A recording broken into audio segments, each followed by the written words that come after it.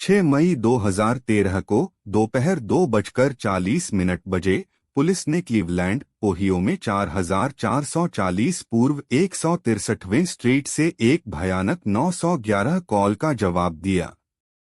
यह अमांडा बरी थी, जिन्होंने 10 वर्षों से गायब हो गई थी। बरी 27 जीवित पाई गई थी उसकी 6 साल की बेटी के साथ, जिसे वह गुलामी के दौरान पैदा हुई थी। बेटी की बाद में यह पुष्टि की गई कि वह कास्ट्रो की थी, जो बरी के साथ एक से अधिक बार दुष्कर्म करने के परिणामस्वरूप थी। बरी की दुर्दशा के लिए मदद के लिए एक भयानक चिल्लाहट ने एक पड़ोसी को सुनाई दी जो वहां से गुजर रहा था।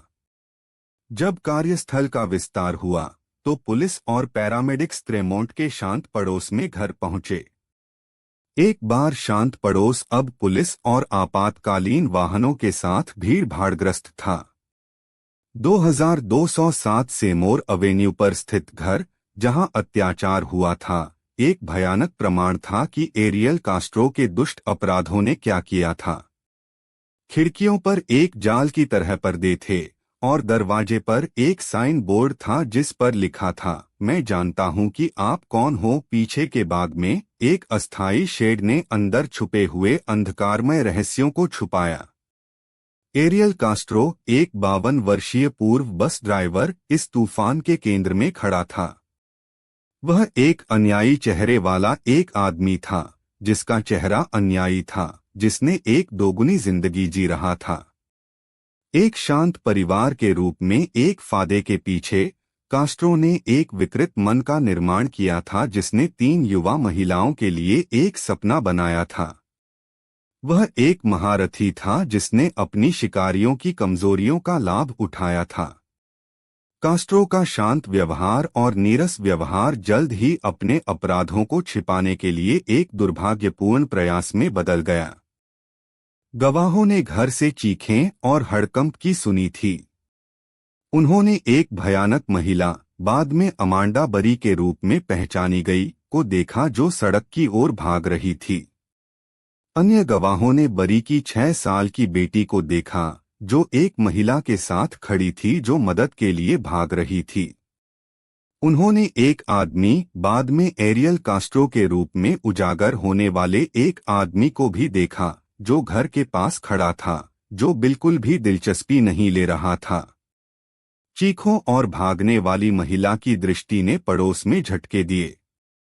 हम आगे बढ़ने से पहले सब्सक्राइब करें और बेल को दबाएं। हम हर दिन नए मामले पोस्ट करते हैं।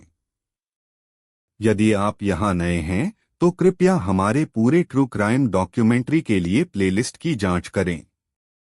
मुझे आपको इस कहानी के शुरुआती बिंदु पर ले जाने दें, जहां 3 युवा महिलाएं एक जानवर के हाथों में थीं। एरियल कास्ट्रो के अपराध नहीं थे एक पल की मानसिक बीमारी से उत्पन्न हुए, बल्कि एक सोची समझी योजना से जो कमजोर महिलाओं पर हमला करने के लिए थी। 2002 और 2004 के बीच कास्ट्रो ने मिशेल नाइट, अमांडा बरी और जीना डी जेसस को क्लीवलैंड, ओहियो के सड़कों से अपहरण किया। प्रत्येक की कहानी मानव आत्मा की साहसिकता का प्रमाण है। उन्हें उनके परिवारों से ले जाया गया, उनके जीवन को एक आदमी के कार्यों से हमेशा के लिए बदल दिया गया। उनकी गायब होने से पहले कुछ महीनों के दौरान पुलिस ने क्लू की तलाश में थी, लेकिन कास्ट्रो की चतुराई और धैर्य ने उनकी कोशिशों को रोक दिया। उन्होंने अपनी शिकारियों का चयन किया, जो कमजोर और अकेली महिलाओं का चयन करते थे। फिर उन्होंने उन्हें प्रभावित किया और उन्हें आतंकित किया, उन्हें अनुमानित क्रूरता का शिकार बनाया। कास्ट्रो का आतंकवादी शासन लगभग 1 दशक तक बिना रुके चलता रहा। 2000 के शुरुआती दशक में एक सामान्य स्थिति को तोड़ने वाली एक्शन के साथ एरियल कास्ट्रो, एक 42 वर्षीय पुरुष, क्लीवलैंड, ओहियो में रहता था, जिसमें उसकी आमलॉव वाइफ ग्रिमिल्डा फिग्यूरोआ और उनकी 6 साल की बेटी शामिल थी। कास्ट्रो ने निकटवर्ती मैसिलॉन, ओहियो में Stark County Region Transit Authority के लिए एक बस चालक के रूप में काम किया। सतह पर कास्त्रो को एक नियमित आदमी की तरह दिखाई देता था, जो अपने पड़ोसियों के साथ विशेष रूप से दोस्ताना और बाहरी था। लेकिन सिमर्न एवेन्यू के लोगों ने बाद में एक अंधकारमय रहस्य का पता लगाया। कास्त्रो का जीवन जल्द ही एक विशाल मोड़ पर जाने वाला था। जबकि एरियल कास्त्रो ने खुद को एक पसंदीदा और संबंधी के रूप में पेश किया, उसकी वास्तविक विशेषता अंधकार में छिपी हुई थी। उसका दैनिक जीवन एक फैसेड था, जो एक विशाल पिछला छोड़ देता था जो एक दिन अपनी गुर्राहट को निर्दोष शिकारियों पर छोड़ देगा। कास्त्रो के रूप में एक बस चालक का काम सामान्य था, और उसकी परिवार की जिंदगी काफी स्थिर दिख रही थी, जिसमें ग्रिमिल्डा और उसकी बेटी ने उसे प्यार किया। हालांकि कास्त्रो की व्यक्तित्व वोलेटाइल थी, जो उत्साह और नियंत्रण के व्यवहार के लिए प्रवण थी। उसके कार्य एक ध्यान की पुकार थे, एक दुर्भाग्यशाली प्रयास था जो अपने खुद के आत्ममूल्य को सत्यापित करने के लिए एरियल कास्त्रो की सहानुभूति की ओर थी, जो उसके आसपास के लोगों को पसंद आया। वह आदमी था जो एक टूटी हुई बाइक को ठीक करता था या अपने पड़ोसियों के लिए बर्फ को ढहाता था। लेकिन इस व्यक्तित्व के नीचे एक मॉन्स्टर उग रहा था। कास्त्रो का बचपन दुर्भाग्यशाली था, और यह उसके वयस्क जीवन पर एक गहरा प्रभाव डाला। एक परिवार के सदस्य द्वारा किए गए शारीरिक और भावनात्मक शोषण ने गहरे घाव छोड़ दिए। जब कास्त्रो बड़ा हुआ, तो उसने स्वस्थ संबंध बनाने में संघर्ष किया, अक्सर अपने साथियों के साथ अपने व्यवहार में नियंत्रण के लिए प्रवण हो गया। कास्त्रो के संबंध विषाक्त थे, जिन्हें एक गहरे स्थित नियंत्रण की आवश्यकता से ईंधन दिया गया था। वह विशेष रूप से अपनी आमलॉव वाइफ ग्रिमिल्डा के प्रति नियंत्रित था, और जब वह उसे छोड़ने का प्रयास करती थी, तो वह अक्सर हिंसक हो जाता था। लेकिन जो ट्रिगर था जो कास्त्रो के विनाशकारी मार्ग को गति देने के लिए था, वह था नौकरी के नुकसान के रूप में बस चालक के रूप में या ग्रिमिल्डा के साथ संबंध का टूटना। सच्चाई का जवाब तब तक रह जाएगा जब तक कि यह बहुत देर हो जाए। कास्त्रो के पड़ोसियों ने पहली बार जब उन्होंने उसे युवा महिलाओं के घरों के बाहर लंबे समय तक खड़े होते हुए देखा, तो उन्होंने पहले कुछ नहीं सोचा। उन्होंने सोचा कि वह बस एक दोस्ताना पड़ोसी था। लेकिन सप्ताहों के साथ कास्त्रो के निगरानी की आवृत्ति और अवधि बढ़ गई। वह अक्सर अजीब उपहार यह एक आम मंगलवार शाम थी जब 2002 के गर्मियों में क्लीवलैंड, ओहियो में 3 युवा महिलाओं के जीवन को हमेशा के लिए बदल दिया गया था। सूरज ने त्रेमोंट नामक पड़ोस पर बसा हुआ था जहां एरियल कास्त्रो 2207 सेमोर अवेन्यू पर रहते थे, जिससे शांत सड़कों पर एक गर्म नारंगी रंग का प्रकाश फैल गया। हवा में फूलों की खुशबू और दूर के बच्चों के हंसने की आवाज से भरी थी, लेकिन कास्त्रो के घर में एक अजीब सी अनिश्चितता हवा में लटक रही थी, जिसमें ग्रिमिल्डा फिगुएरो अपनी शाम की दिनचर्या में लगी थी। मुख्य बात यह है कि बाहर सड़कों पर कास्त्रो के भयावह अपराधों के शिकार 3 महिलाएं अपने जीवन से केवल कुछ ही पल दूर थीं। मिशेल नाइट, एक 20 वर्षीय गायक बनने की उम्मीद वाली महिला, लोरेन अवेन्यू पर एक दोस्त के घर से 7 बजे के आसपास घर जा रही थी। अमांडा बरी एक 16 वर्षीय उच्च विद्यालय की छात्रा थी, जो वेस्ट 105वीं स्ट्रीट पर एक नौकरी के साक्षात्कार के बाद घर जा रही थी। गिना डी जीसस एक 14 वर्षीय फ्रेशमैन थी, जो लोरेन अवेन्यू से स्कूल से घर जा रही थी। सभी 3 महिलाएं खतरे के बारे में अनजान थीं, लेकिन भाग्य ने दूसरी योजना बनाई थी। कुछ ही मिनटों में उनके जीवन को एरियल कास्त्रो के साथ हमेशा के लिए जोड़ दिया गया। एरियल कास्त्रो ने अपने सामने के पोर्च से लड़कियों को देखा था, उनकी आंखें युवतियों पर टिकी हुई थीं जब वे गुजर रही थीं। उन्होंने अपने शिकार को मिठाई या अन्य उपहार के साथ लुभाने की आदत थी, और आज भी ऐसा ही हुआ।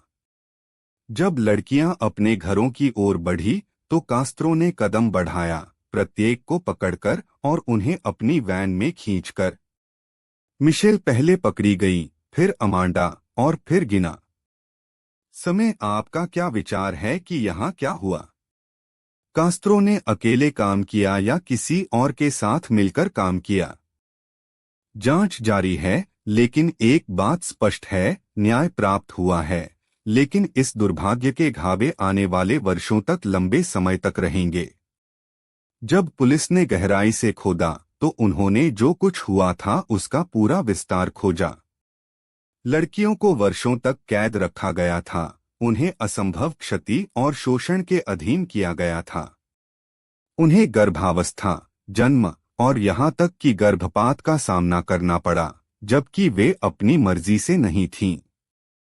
और फिर भी कुछ ही तरीके से वे जीवित रहे, सबसे अंधकारमय समय में भी आशा को पकड़े। और जब जांच जारी है तो एक ही प्रश्न बना रहा, क्या एरियल कास्ट? 2013 में पुलिस को एक पड़ोसी ने फोन किया जिसने मदद के लिए एक महिला की चीखें सुनने का दावा किया। यही वह समय था जब अमांडा बेरी, जो 2003 से लापता थी, को बचाया गया था। पुलिस ने मूल रूप से कॉल पर प्रतिक्रिया दी और पड़ोसी की कहानी की जांच करने और यह पता लगाने के लिए कि चीखें वास्तव में 2207 सीमोर एवेन्यू से आ रही थीं। वे घर में प्रवेश किया, बरी और उसकी 6 साल की बेटी को पाया और बैकअप के लिए कॉल की। घर सुरक्षित किया गया और 3 शेष महिलाओं, जिनमें जीना डी जेसस, गिना देजीसस और मिशेल नाइट शामिल थीं, जीवित और अहितकारी घर के अंदर पाए गए। सब कुछ बदलने वाला महत्वपूर्ण सबूत एक कागज का टुकड़ा था जिसमें बरी ने एक संदेश लिखा था जिसे वह पुलिस के लिए छोड़ दिया था। नोट में लिखा था, मुझे मदद चाहिए, मैं अमांडा बरी हूँ, और उसके अपहरणकर्ता का नाम एरियल कास्त्रो शामिल था।